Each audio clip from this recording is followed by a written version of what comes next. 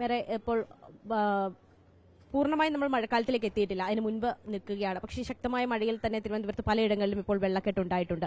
ഈ പഴവങ്ങാടി ഭാഗത്തൊക്കെ തന്നെയും ശക്തമായ രീതിയിലുള്ള വെള്ളക്കെട്ട്, പല കടകളിലും വെള്ളം കയറുകയും ലക്ഷക്കണക്കിന് രൂപയുടെ നാശനഷ്ടം ഉണ്ടാകുകയൊക്കെ ചെയ്തിട്ടുണ്ട്. അപ്പം ഇത് ഒരു കൃത്യമായ മഴക്കാലപൂർവ്വ ശുചീകരണം ഉണ്ടാകാത്തതിന്റെ ഭാഗമായിട്ടുള്ള ഇതാണോ? ശുചീകരണം ഉണ്ടാക്കത്തുണ്ടല്ലോ. വെള്ളം കൂടുതൽ വന്നു, അവിടെ സ്വാഭാവികമായിട്ട് ആ പാർവതി പുത്തനാട് ആമേഴിഞ്ഞാൻ തുടങ്ങി. ഞങ്ങൾ നേരത്തെ പറഞ്ഞു, ഇറിഗേഷൻ ഡിപ്പാർട്ട്മെന്റ് ഉൾപ്പെടെ ഇടപെട്ടുകൊണ്ട് കൂടുതൽ ബൃഹത്തായ പദ്ധതികൾ ആവിഷ്കരിച്ചാൽ മാത്രമേ ആത്യന്തികമായി പ്രശ്നം പരിഹരിക്കുകയുള്ളൂ. ഞാൻ കോർപ്പറേഷൻ 1.5 മാസം മുമ്പ് തന്നെ തുടങ്ങി എല്ലാ വാർഡുകളിലും ആവശ്യത്തിന് പൈസ കൊടുത്തു. കോർപ്പറേഷൻ എല്ലാ ഓടലും വൃത്തിയാക്കി. ഈ പ്രശ്നം വന്നിരിക്കുന്നത് ഇറിഗേഷൻ ഡിപ്പാർട്ട്മെന്റിന്റെ ഉടമസ്ഥയുള്ള തോടുകളിൽ നിന്നാണ്. അത് സംസ്ഥാന സർക്കാർ ഇടപെട്ടുകൊണ്ട് ആത്യന്തികമായ പ്രശ്നം പരിഹരിക്കാനുള്ള നടപടികൾ സ്വീകരിക്കണം.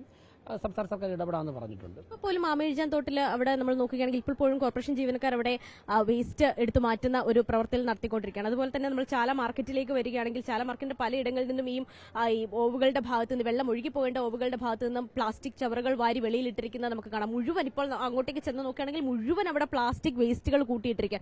അപ്പോൾ അത് കൃത്യമായ രീതിയിൽ ഈ ജീവനക്കാരൊരു ശുചീകരണം നടത്തിയിട്ടില്ല എന്ന് തോന്നുന്നുണ്ട്. കാരണം മേയർ തന്നെ ആ ഭാഗങ്ങളൊക്കെ സന്ദർശിക്കുകയും അവിടെ കൃത്യമായൊരു ശുചീകരണം നടത്തുമെന്ന മാധ്യമങ്ങളോടൊക്കെ പറയുകയും ചെയ്താണ്. നമ്മളടക്കം അതൊന്ന് റിപ്പോർട്ട് ചെയ്യുകയും ചെയ്താണ് താങ്കളുടെ ഒപ്പം വന്നിട്ട്.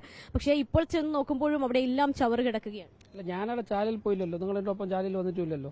ആമേഴിഞ്ഞാൻ തോടിന്റെ പഴവങ്ങാടി ഭാഗത്ത് താങ്കൾ വന്നിരുന്നല്ലോ, മാധ്യമങ്ങൾ അന്ന് കൂടെ വരികയും ചെയ്തിരുന്നതാണ്. അന്ന് ആ ജോയി വീണ് മരിച്ച ഭാഗത്ത് വെച്ചിട്ടാണ് താങ്കൾ മാധ്യമങ്ങളോട് പ്രതികരിച്ചത്. അപ്പം ആ സ്ഥലത്തൊക്കെയും ഇപ്പോഴും ചവറ് കിടക്കുകയാണ്. ഇത് രണ്ട് സ്ഥലമാണ്. ചാല വേറൊന്നാണ്, ജോയി മരിച്ച വേറെ സ്ഥലമാണ്. നമ്മൾ പോയത് ജോയി മരണപ്പെട്ട സ്ഥലത്ത്. അവിടെ നിന്ന് ഞങ്ങൾ അന്ന് അവിടെ ഉണ്ടായിരുന്ന ചവറുകളൊക്കെ തന്നെ മാലിന്യം മാറ്റിയിട്ടുണ്ട്. ഇന്നോ ഇന്നലെ അവിടെ വന്നോ ഇല്ലെന്ന് എനിക്കറിയില്ല.